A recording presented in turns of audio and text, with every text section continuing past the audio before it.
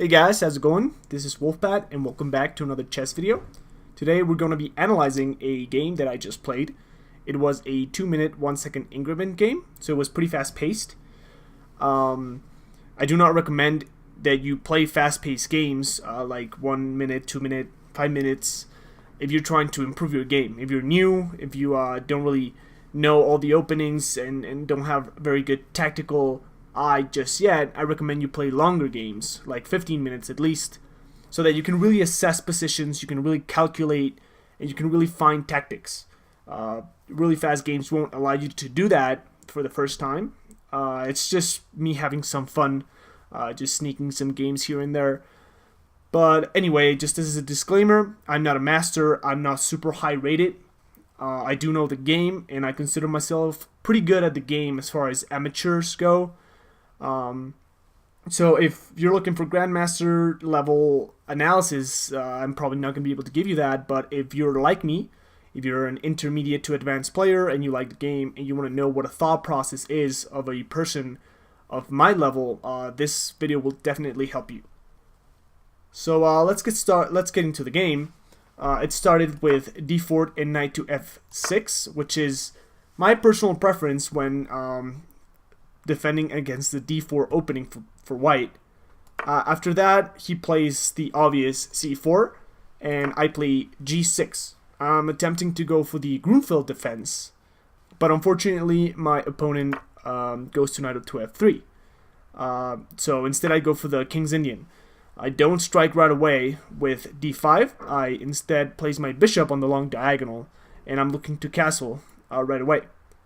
After this, my opponent supports the pawn on d4, and this is when I strike with d5. My opponent can pretty much ignore that threat. He has coverage with the bishop, and I'm not going to be giving up my central pawn for one of his side pawns.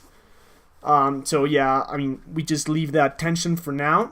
I castle, and I was expecting him to put some more pressure here. But instead he develops the knight to a more tame square. Maybe he is hoping to eventually bring it here and bring this knight to a more dangerous position.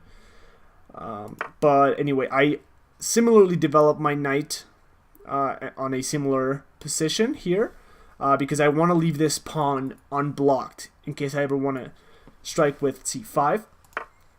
And when he defends this this pawn one more time and also opens the bishop to this long diagonal to counteract my bishop, which is pretty much the only thing he can do with that bishop, since this knight is in the way. It's going to take a couple moves for him to be able to move this knight out of the way and then this knight out of the way. So it looks to be a semi-good move, but that's when I strike with e5. So even though I don't have enough support to play this, he's on that square twice and I only have one defender right now. Remember that my bishop is indirectly defending, and I want to open this diagonal as soon as I can to expose the undefended rook. So after he takes, I move the knight out of the way of the attack and attacking the pawn myself. Now I have 3 attackers to his 1 defender. So he's definitely going to be losing that pawn. So I didn't really lose any pawns. I'm going to be able to get it back. After he moves the bishop, breaking the pin, I captured twice, and then he develops his queen.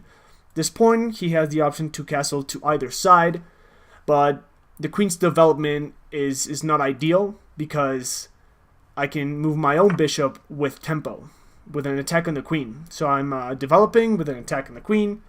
The queen can't really come to this square because to any square in this diagonal, but the only square she can go to is c3 right now, because my knight would come down with check and the queen is lost. So he has to move back. So he has to underdevelop. So not only did I develop with tempo, I forced him to underdevelop. At this point, I see all these pieces on dark squares, and I deliver a check. He has to capture my knight. There's really no other option because I'm forking the king and the queen. So he captures and I recapture, blocking his castling for now. And this is something that I saw, thankfully, because this could have been a really bad mistake. He takes my bishop and I have to recapture, and then he delivers a check. forking my king and my bishop, which is generally a really bad thing for me. But I did see that I had this queen defensive move, and because his king is uncastled, the connection between the rooks is interrupted. So the only piece that is defending the rook is the queen. He has no time to capture my bishop, or he's going to lose the rook. Either he didn't see this, or he didn't care, but he did capture my bishop, and at this point I capture his rook with check. He can't really move his king up, because I will be taking the other rook, and it's over completely. He has two options here. He can either try to block with the knight, or block with the queen, and he decides to go for the queen exchange. I'm not sure how much better blocking with the knight is, but I know that when you're down material, you should always try to keep as many pieces on the board as you can. Try to make the game as complicated as you can, because once the game simplifies, really small advantages and really small material differences can start to make a really big difference. So at this point when we exchange queens and he recaptures, I capture on c4, and that pretty much destroys his queenside pawn structure. Now he has two isolated pawns, and I have three very healthy queenside pawns. He does have a kingside majority of pawns that he should try to put into motion to try to get a passed pawn. But I centralize my rook and occupy the open file. He has to start bringing his king closer to the center and allow the rook some air.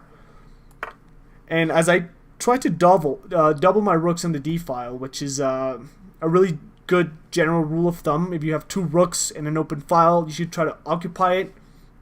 As International Master Danny Wrench would say, open files are a luxury, are a commodity. So whoever has it, or whoever has control of it, is generally looking at a pretty good prospect. And at this point, I think he should try to keep the rook on the board, try to attack some of my pawns, try to create some counterplay. He looks for the exchange. I could go right ahead and exchange, and then move my rook here. I don't know, I decide to double. It doesn't really make much of a difference. He has to capture or abandon the open file. So now I gain the complete control of the open file with my rook. He centralizes his knight, I centralize my king. He starts to put his kingside pawns into motion. I further centralize my king, like I said on the previous videos, during the endgame, where the king is more comfortable because there's no queens, there's not a lot of danger of checkmate. The king has to start becoming an attacking piece. So yeah, he starts to put the kingside pawns into motion, and at this point, my plan is to try to exchange as many pawns as I can here on this side of the board, and start attacking the queenside pawns, which are really weak, so that I can then focus on creating my own pass pawn on the queenside. And so I put my rook into motion. He attacks my pawn. I defend my pawn and attack his pawn. He moves to defend his pawn, and I start the exchange on the king side.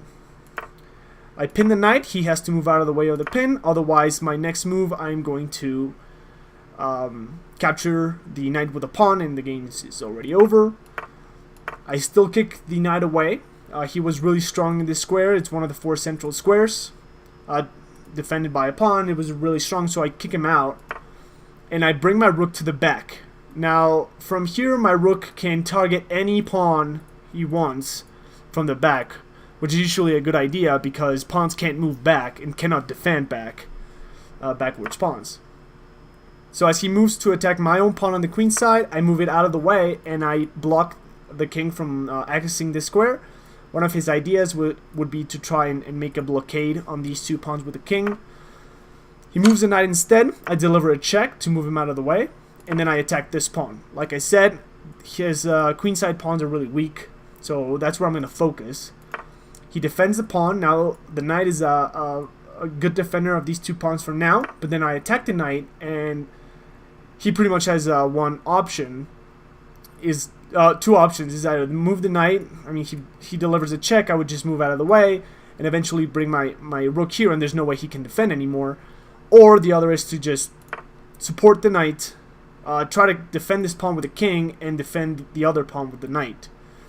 Now, generally on endgames, when you only have one advantage or your opponent only has one weakness, it can get really hard to win that game because the opponent can always defend that weakness. So you should always try to create a second weakness or a third weakness so that your opponent's pieces start to become overloaded and they cannot defend everything. So I tried to do this by delivering a check first and then playing h5. Now I know that after the recaptures, he's going to have two connected passed pawns, which is generally a really strong thing in the endgame, but I myself will have a passed h-pawn, which is really fast. It's gonna run. So he has to move the king to try and defend that pawn. So I just run the pawn. I know I'm going to probably be able to lose that pawn. But at this point I was super low on time. There was probably a way for me to really quickly reposition maybe my rook and try to promote the pawn, but I had less than 5 seconds. So all I wanted to do was simplify the game further. And by the time he grabs the pawn, I almost made the mistake of grabbing this pawn right away, but if I do, guess who is getting forked and losing the game? Or at least drawing the game. So instead, I move my king out of the way, and I capture the pawn afterwards, because now he can attack my rook, but it will no longer be a fork, because my king is no longer on e5. So he attacks my rook, I attack his pawn, he defends the pawn, but I attack the knight. The knight gives a check to delay my capture on c5. However, I do a little triangulation with the king. He goes back to defend. This time I attack the knight again, but instead of being on this square, I am on this square, and he can no longer move with check. So all he can do is move the knight out of the way. I capture the pawn. He's going to try to run this pawn down the board, because that's his only possible way to win or draw the game. However, I do have 3 pawns, so after delivering a check and attacking this pawn, I capture the pawn. He attacks my rook and my pawn, which is a fork. However, I can move out of the way with check and then save my own pawn and advance it. And like I said, there was probably a much cleaner way to win this game, but I was very low on time. So all I wanted to do was run my pawn. And this is one of those things that you understand after you play a lot of games. Generally, at this point, with like 3 seconds on the clock, if you're just starting, you wouldn't see it because you don't have the time to calculate it. But after playing for a long time and like knowing these patterns and recognizing them, it's something that I just played intuitively. So after he moves to attack my pawn, it looks like I'm going to lose the pawn, and I would, except I move my rook to c3. This looks super weird at first. Like I said, like most tactics, it looks to just lose material, but it's actually a pretty beautiful move, because I am forking his king and his knight, and if he moves out of the way or captures the pawn or anything, I'm going to be taking the knight. So, you know, why not capture the rook? It's free. Well, not really. By capturing the rook, I am deflecting the king from the defense of the queening square. So now that I can move my pawn with no fear, I can promote to a queen, and he got the rook, but I got a queen, and the game's over. I mean, to be honest, at this point the game's over anyway, because he's either going to give me a queen or going to give me his knight. So he captures the pawn, which is the best thing to do in this position. Just try and delay it for a little bit longer. Capture the knight, and at this, again, so low on time, I didn't really care about a clean win. I just wanted to capture his last possible hope. Just in case I run out of time, it'll be a draw because he doesn't have sufficient material. Remember, having one pawn is enough to win on time. But if you don't have any pawns, you can't win. You can only draw. And just now, I support the pawn, move my rook out of the way, and I'm going to start advancing this pawn. Here, I made a mistake that just delayed the game a little bit longer. I should have cut the king off on this file, so he had no way to attack my pawn. But instead, I just ran the pawn.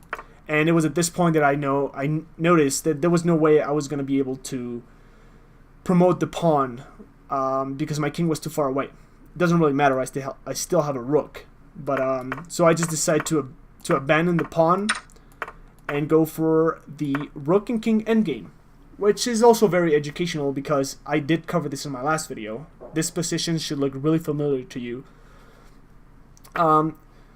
So on on this endgame, you should always look to cut the king off and allow him to gain opposition.